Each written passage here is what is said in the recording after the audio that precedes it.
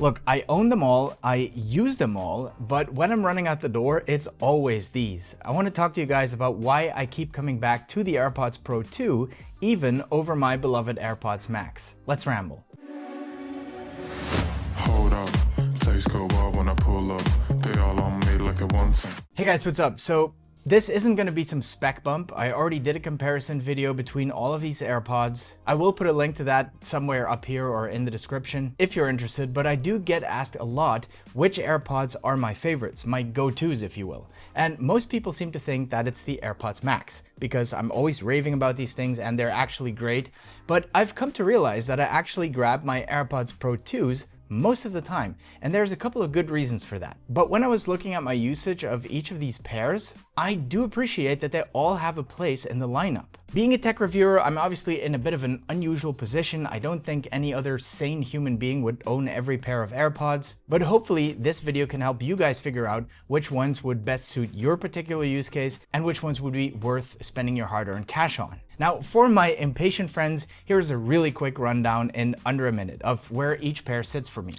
AirPods 4, easy breezy, casual listening, no ANC, super light, great for podcasts. AirPods 4 with ANC, same minimal vibe, but now with noise cancelling, but still at a relatively friendly price. AirPods Pro 2. This is the do everything pair. The sweet spot for comfort, convenience, and features, and we'll talk way more about those in a minute. And then there's the big boys, the AirPods Max, and the latest version, of course, the USB-C Maxes. Massive soundstage, super comfortable, fantastic noise cancellation, but you're bringing a bag because these are not exactly pocketable, they don't fold, and they got this weird, bikini looking thing. All right, so let's expand on this a little bit. The AirPods 4, the regular ones, are for casual listeners who value that open, airy fit, if you will.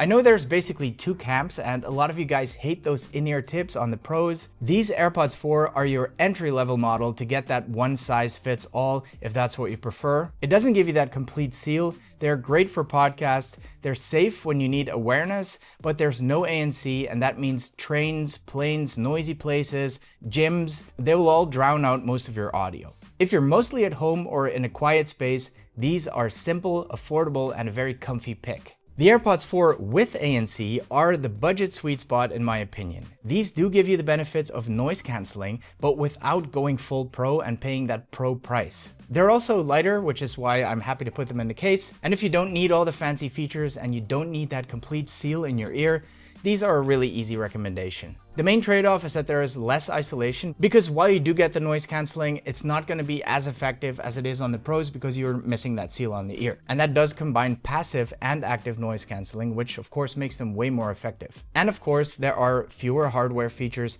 and they don't have all the software tweaks that you will find on the Pros.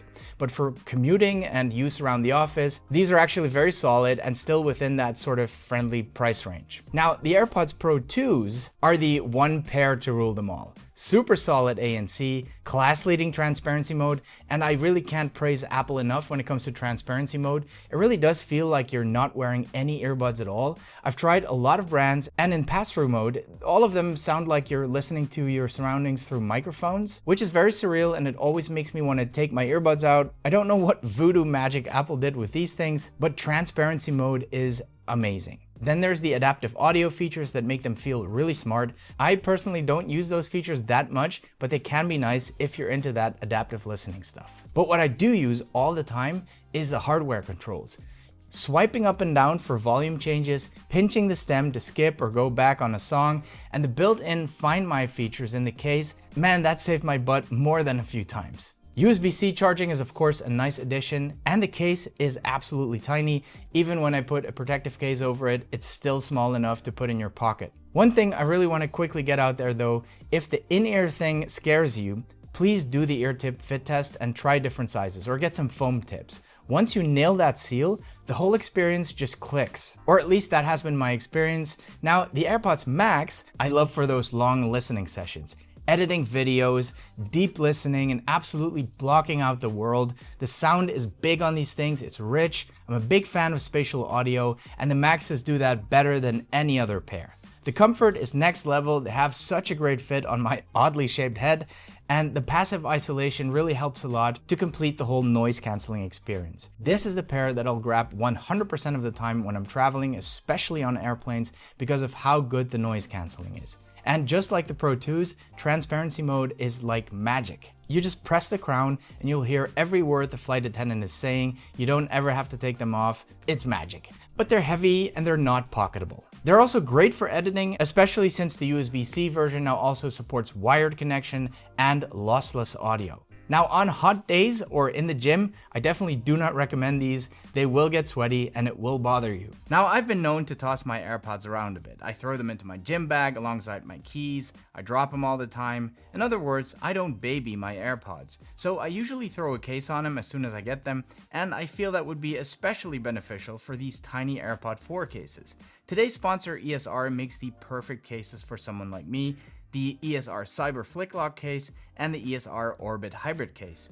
Both are super rugged, but with some distinct features. The Flick Lock case combines strong magnets and an internal latch, making sure the lid stays closed, and around the corners it has these air guard corners, making them super drop resistant as well. And Flick Lock makes it super easy to open the case with one hand. It's actually so satisfying, almost like a fidget toy. An added bonus is that it comes with fast and easy MagSafe charging at 260 grams magnetic strength, making the magnet 136% stronger than the AirPods 4's own magnets. So it'll stick to the watch chargers and the MagSafe chargers really easily. The hook on the side is perfect if you want to hang this rugged case off your bag or belt for easy access.